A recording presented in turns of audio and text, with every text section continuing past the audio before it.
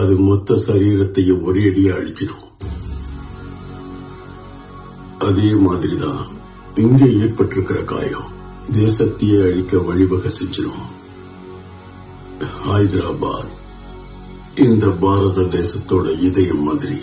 அங்க பிடிச்ச அந்த தீ மொத்த தேசத்தையும் அழிக்க வாய்ப்பு இருக்கு. இந்த மதங்கிற விஷம் தேசத்தோட 4 திசையிலும் பரவறதுக்கு முன்னாடி அதை எப்படியாவது முறிச்சாகணும். இப்போ ஹைதராபாத்ல இருந்து அபயகுரல் மட்டும் இல்ல, வந்தே மாத்திரங்கிற ஒளி டெல்லி கோட்டைக்கு கேட்டுக்கிட்டு இருக்கு. இதுக்கு மேலேயும் ஹைதராபாத் சுடுகாடா மாறுறதுக்கு நான் விட மாட்டேன். ராணுவத்தை தயார் பண்ணுங்க.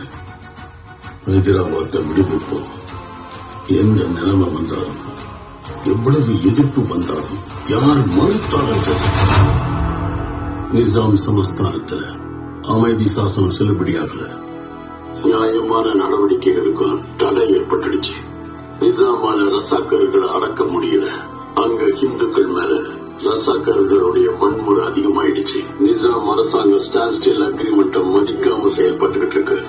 அதுக்கான ஆதாரங்கள் பாரத அரசாங்கத்துக்கிட்ட இருக்கு. இந்த நிலைமையை தடுக்க நாங்க அங்க போலீஸ் விசாரணை நடத்த இருக்கோம்.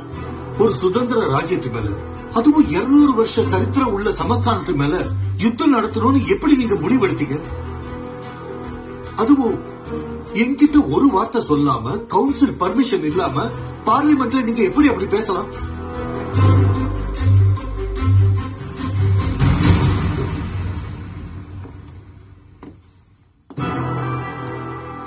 நேருஜி, நீங்க சொல்றத ரூல்ஸ் படி யோசிச்சோம்னா நியாயமானதுதான். ஆனா பட்டேல்ஜி மட்டும் இந்த முடிவை எடுக்கலன்னா நம்ம அக்ரிமெண்ட்டை மீறி என்ன செய்ய நினைச்சாலும் ஹைதராபாத் கண்டிப்பா சுடுகாடத்தான் மாறும். பட்டேல்ஜி எந்த ஒரு முடிவு எடுத்தாலும் நல்லா யோசனை பண்ணித்தான் செய்வாரு. நீங்க கூட பட்டேல்ஜி எடுத்த முடிவுக்கு முழு ஆதரவு கொடுத்தா நல்லா இருக்கும்.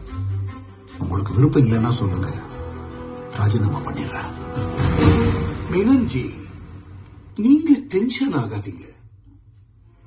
Your exacted highness, Bharata governor general Rajagopalachari கிட்ட இருந்து லெட்டர் வந்திருக்கு. ஹைதராபாத்ல இருந்து ரசாக்கர்கள் விரட்டப்படணும்னா